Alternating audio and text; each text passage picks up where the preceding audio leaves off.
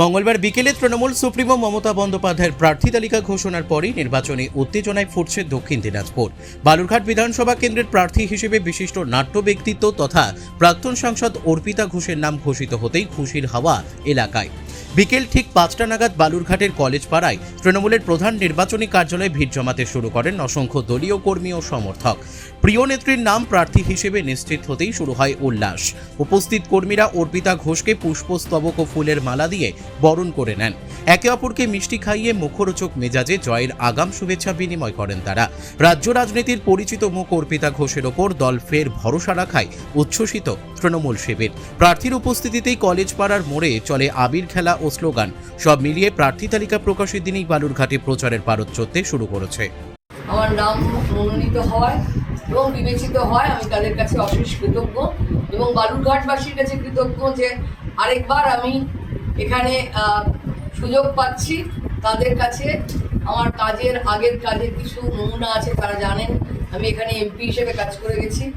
এবারে যদি তারা আমাকে সুযোগ দেন বিধায়ক হওয়ার, তাহলে নিশ্চয়ই আমি পুনরায় বালুরঘাটবাসীর জন্য অনেক বেশি কাজ করতে পারবো, এটা আমার বিশ্বাস। বালুরঘাট বিধানসভা থেকে একদিকে বিজেপি প্রার্থী হয়েছেন আইনজীবী, অন্যদিকে বাম প্রার্থী হয়েছেন এখানে 7বারের যিনি বিধায়ক ছিলেন প্রাক্তন বামপন্থী তার ছেলে। কতটা টাফ মনে করছেন এবারের এই নির্বাচন?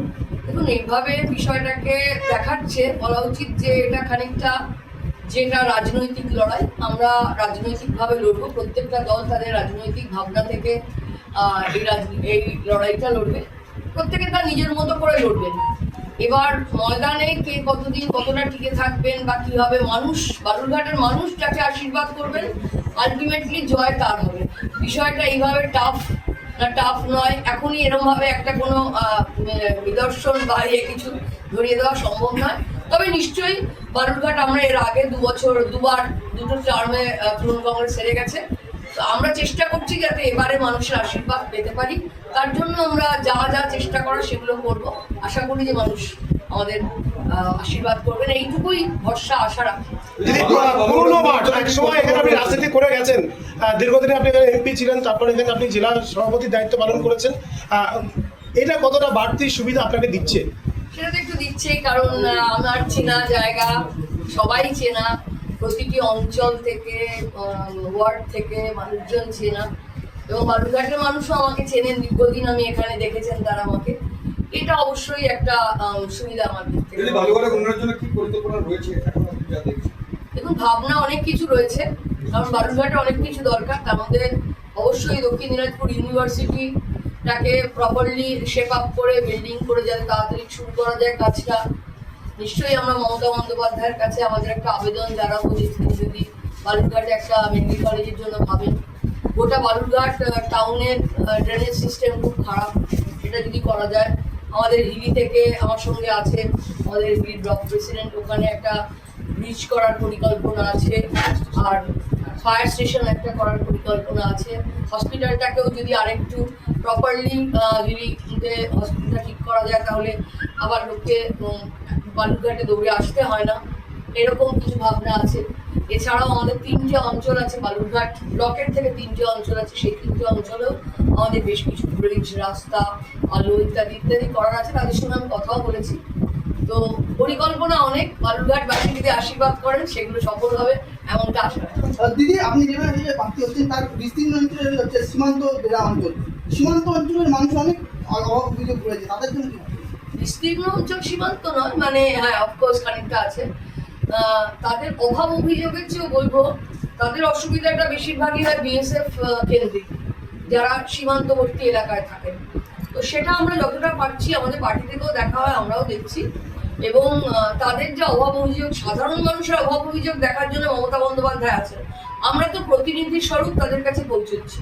অতএব দিদি যেগুলো মানুষকে দিচ্ছেন, মানুষ সেগুলোর কথাই আমাদের বারবার বলছেন এবং আরো তাদের কিছু চাহিদা থাকলে আমাদের জানাচ্ছি। দিদি 5বারের বিধায়ক, বিজেপি বিধায়ক ছিল, তার আগে বামফ্রন্টের বিধায়ক ছিল। কি উন্নয়ন হয়েছে মনে হচ্ছে? এই কেন্দ্রে উন্নয়ন হয়েছে?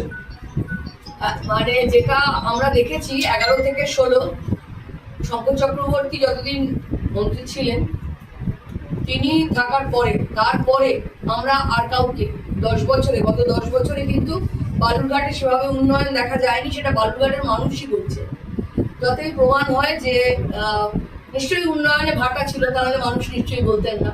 তো এইবার মানুষ যদি সুযোগ দেন, আমরা আরেকবার দেখাবো যে উন্নয়ন কিভাবে করতে হয় এবং কিভাবে করা সম্ভব, সেটা আমরা আরেক পুনরায় করে দেখাতে পারি। দিদি, প্রার্থী তালিকা যখন আপনাদের ঘোষণা তার আগে বিজেপির ঘোষণা হয়েছে, এই এখানকার প্রার্থী বিজেপির প্রার্থী নিয়ে একটা কোন্দল ওদের মধ্যে দেখা দিয়েছে প্রার্থী পছন্দ না হওয়া নিয়ে।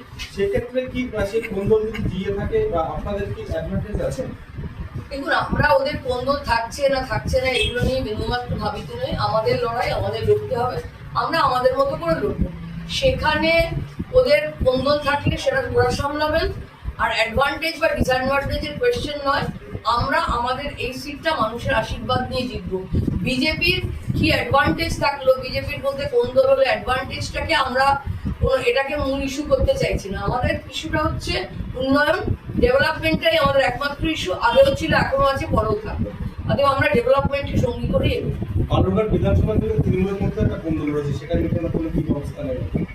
দেখুন, এইগুলো আসলে আপনাদের এগুলো মনে হয়, ওগুলো অনেক সময় হয়তো সামনে বেশি আসে, কিন্তু কি হয় জানেন তো, একটা যখন ঘোষণা হয়ে যায় তখন কিন্তু আমরা সবাই এক জায়গায়।